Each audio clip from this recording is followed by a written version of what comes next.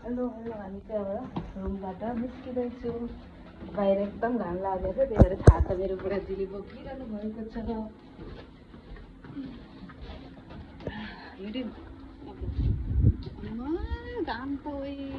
हाम्रो के छ भन्दाखेरि आज हाम्रो ड्राई पिकनिकको सामान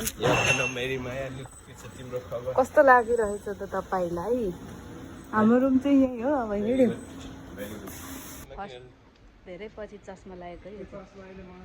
जापान आउने बेला किनेको 4 वर्ष पुरा भयो चस्मा किनेको।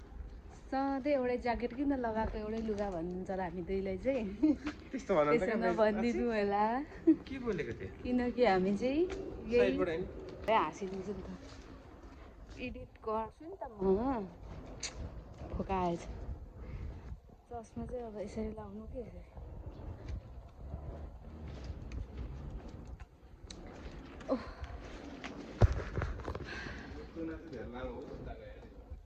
बान्नु नि त नि। उहाँजी चाहिँ पुरा छाताबाट हिँडिरहनु भएको छ। घाम त यस्तो लाग्यो यो ठाउँमा कुरा नगरौँ। कुरा भनिदिनुहोस् तपाईँलाई कसैले थाहा छ भने यो जापानमा क्या किन यसरी पानी राख्छ होला? यदि तपाईँहरू कसैले थाहा छ भने भनिदिनु। मेकअप हेर्नु होला है मेरो मेकअपको नाममा 0 छ, केही आउँदैन। हामी चाहिँ आइस पनि किन्नु हो। त्यो सानोको बट्टाको बोक्नु न, सानो बट्टाको 138 लाउनु एउटा टिपियो। अब अर्को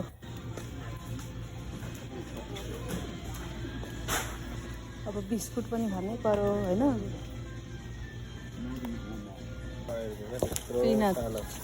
पिनटहरू के र हामीले इग्नोर गऱ्यौँ। बहुत मिठो थियो हेरेर चाहिँ।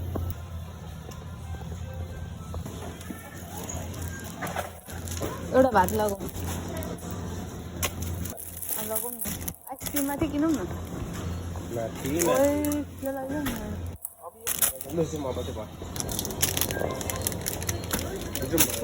हेर्नुहोस् है ट्रेन चढ्न लाग्यौँ।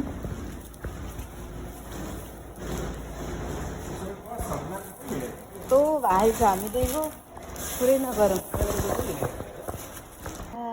जाऊँ हामी चाहिँ ट्रेनको वेटमा थियौँ नि। किन नहेरेको?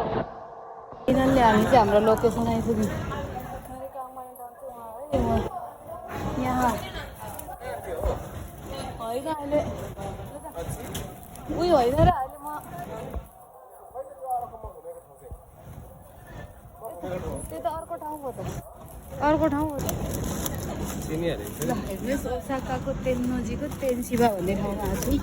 यहाँबाट जाउँ न मासु किन्ने ठाउँ।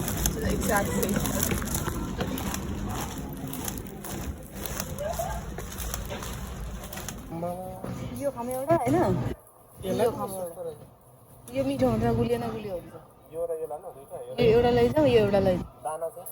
हाम्रो तेन्नोजीको तेन्सिबा भन्ने ठाउँ हो, घुम्ने पार्क एकदमै राम्रो छ। मेरो काम गर्ने ठाउँ चाहिँ यहाँ हो, मियो। हजुर यही पार्क त हिँड्दै कति जानुपर्छ भन्दै थिएँ त। हिँड्दै अनि पार्कमा पैसा लाग्छ लाग्दैन? बसेको लाग्दैन केहरू हो।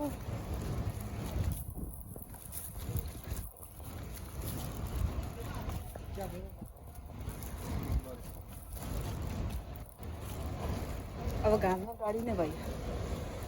कति राम्रो छ है। हामी चाहिँ आइम हेर्दै यसरी बसेर खान्छ हाम्रो ड्राई पिकनिक। यसरी मान्छेहरू बस्छ खान्छ। हेर्नु नि लफङ्गा मातेर कोही। यो के हो थाहा छ? पैँयो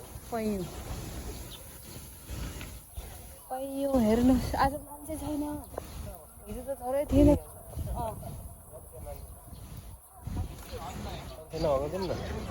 कहाँ मान्छे नभएको ठाउँ त हुन्छ त बाबा, यहीँको यहीँ बस्नु पर्ने हुन्छ। ल है हिजो त म यहीँ बसेको थिएँ। पनि बस्ने ठाउँ बनाउँदैछ अब बुढाले बनाउनुहुन्छ।